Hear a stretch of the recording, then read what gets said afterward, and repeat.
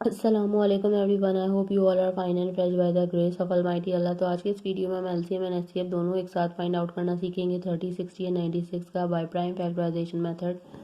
इस मेथड में हमारे पास यहाँ दो या दो से ज़्यादा जितनी भी वैल्यूज़ होती हैं, सबसे पहले हम उनके अलग अलग प्राइम फैक्टर्स फाइंड आउट करते हैं। इस वक्त हमारे पास 3 वैल्यूज़ हैं, तो हम उनके 1 by 1 prime factors find out करेंगे। फर्स्ट वैल्यू है 30, सेकेंड वैल्यू है हमारे पास 60 और थर्ड एंड लास्ट वैल्यू है हमारे पास 96। जब भी हम किसी वैल्यू के प्राइम फैक्टर्स फाइंड आउट करते हैं तो उसे हमें प्राइम नंबर से ही डिवाइड करना होता है। प्राइम नंबर्स कौन से नंबर्स होते हैं जो सिर्फ और सिर्फ दो ही टेबल्स में आते हैं, एक अपने और दूसरे वन के। यहाँ मैं आपको चंद प्राइम नंबर्स की एग्जांपल दे रही हूँ, जैसे कि 2, 3, 5, 7, 11 और ये इसी तरह कंटिन्यू रहते हैं।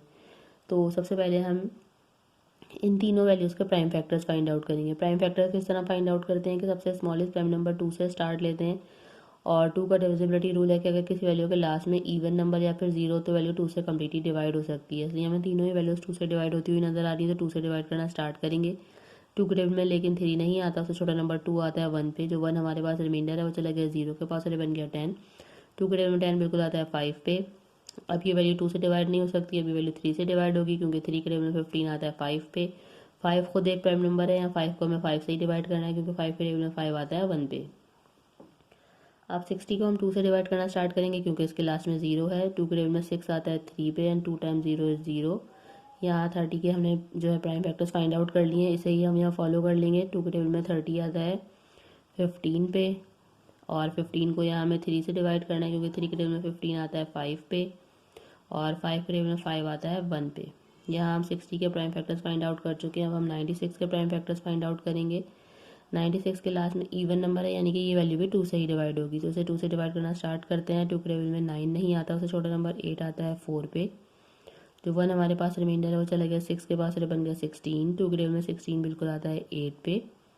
अभी भी वैल्यू 2 से ही डिवाइड होगी, क्योंकि लास्ट में इवन नंबर है। 2 के टेबल में 4 आता है 2 पे और 8 आता है 4 पे। अभी भी लास्ट में इवन नंबर है, यानी कि वैल्यू अभी भी 2 से ही डिवाइड होगी। 2 के टेबल में 2 आता है 1 पे और 4 आता है 2 पे। 12 आपको पता है 2 से ही डिवाइड होगा, तो 2 से ही डिवाइड करेंगे। 2 के टेबल में 12 आता है 6 पे। 2 के टेबल में 6 आता है 3 पे। 3 को यहाँ आप जो है हमें वो 3 से डिवाइड करना है, क्योंकि 3 जो है वो खुद एक प्राइम नंबर है। 3 के टेबल में 3 आता है 1 पे। यहाँ हम इन तीनों वैल्यूज़ के प्राइम फैक्टर्स फाइंड आउट कर चुके हैं। अब क्या करेंगे, अब इन तीनों वैल्यूज़ के सबसे पहले हम इस तरह से प्राइम फैक्टर्स लिखेंगे। सबसे पहले हम 30 के प्राइम फैक्टर्स लिखेंगे, जो कि हमारे पास आए थे 2 मल्टीप्लाई बाय 3 मल्टीप्लाई बाय 5। उसके बाद हम प्राइम फैक्टर्स लिखेंगे 60 के, जो कि हमारे पास आए हैं 2 multiply by 2 multiply by 3 and multiply by 5। Last में हम प्राइम फैक्टर्स लिखेंगे 96 के, जो कि हमारे पास आए हैं 2 multiply by 2 multiply by 2। Count कर लेते हैं कितने टूज हैं हमारे पास, 1 2 3 4 5। तो यहाँ 5 लिखेंगे हम टूज, और लास्ट में हमारे पास है एक बार 3। अब सबसे पहले हम ढूंढेंगे इसमें से कॉमन फैक्टर। ऐसे कौन से फैक्टर हैं जो कि तीनों में मौजूद हैं, उनका तीनों में पेयर बन रहा है। तीनों में पेयर बन रहे हैं, 2 का पेयर बना, पेयर बन के बाहर आ गया, इसे हमने एक बार लिखा। ठीक है, उसके अलावा यहाँ पर हमें सिर्फ और सिर्फ अभी एक 3 का पेयर बनता हुआ नज़र आ रहा है। अभी हम पहले एचसीएफ फाइंड आउट कर रहे हैं। एचसीएफ के लिए ज़रूरी है कि तीनों में पेयर बने। तीनों में पेयर बनेगा तभी हम उसका पेयर बनाएंगे, वरना हम उसका पेयर नहीं बना सकते एचसीएफ के लिए। जबकि एलसीएम के लिए अगर दो में भी पेयर बन रहा होगा तो हम उसकी पेयरिंग कर सकते हैं, लेकिन अभी हम एचसीएफ फाइंड आउट कर रहे हैं, तो हमने ऐसे इसमें से हमने फैक्टर्स निकाले हैं जिनका तीनों में पेयर बन रहा था। एक 2 का पेयर बना, पेयर बन के बाहर आ गया, एक बार लिख लिया। 3 का पेयर बना, पेयर बन के बाहर आ गया, एक बार लिख लिया।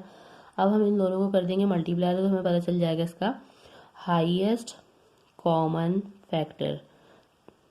2 time 3 is 6, means highest common factor हमारे पास यहाँ आ चुका है, और वो है 6। अब नेक्स्ट स्टेप पे हम इसका एलसीएम फाइंड आउट करेंगे। एलसीएम के लिए सबसे पहले तो हम एचसीएफ का आंसर लिखेंगे, जो कि हमारे पास आया है 6। उसके बाद अब हमने क्या करना है, अब हमें पेयरिंग करनी है। ठीक है, अब पेयर जो है वो 2 में भी अगर पेयर बन रहा होगा तो वो हम बना सकते हैं। देखिए ये 2 में 2 का पेयर बनता हुआ नज़र आया 2 का। ठीक है, पेयर बन के बाहर आ गया, इसे हमने यहाँ एक बार लिख लिया। उसके अलावा यहाँ पे हमें एक जो है पेयर बनता हुआ नज़र आ रहा है यहाँ 5 का।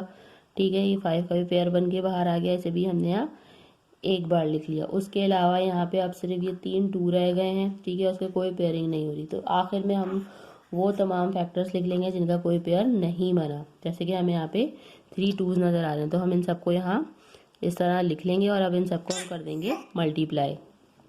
इन सबको मल्टीप्लाई करने के बाद हमें पता चल जाएगा लीस्ट कॉमन मल्टीपल है। चलो इनको जल्दी से मल्टीप्लाई करते हैं। 6 time 2 is 12, 12 time 5 is 60, 60 time 2 is 120, 120 time is 2 is 240। ठीक है, 240 को मल्टीप्लाई करेंगे जब हम 2 से, तो हम वो रफा भी कर सकते हैं। जब हम 240 को मल्टीप्लाई करेंगे 2 से, तो हमारे पास क्या आंसर आएगा, 2 time 0 is 0, 2 time 4 is 8 and 2 time 2 is 4। Means हमारा यहाँ पे लीस्ट कॉमन मल्टीपल हमारे पास आ चुका है, जो कि है 480। देखा आपने कितनी जल्दी से बाय प्राइम फैक्टराइजेशन मेथड को फॉलो करते हुए हमने एचसीएफ और एलसीएम दोनों फाइंड आउट करना सीख लिया है। आई होप ये वीडियो आपको अच्छे से समझ आई है। अगर ये वीडियो आपको पसंद आई है तो लाइक और शेयर जरूर करें और मेरे चैनल को भी सब्सक्राइब करें। इंशाल्लाह बहुत जल्द मिलती हूँ आप अपनी नेक्स्ट वीडियो में। अपना बहुत ख्याल रखिएगा। अल्लाह हाफिज़।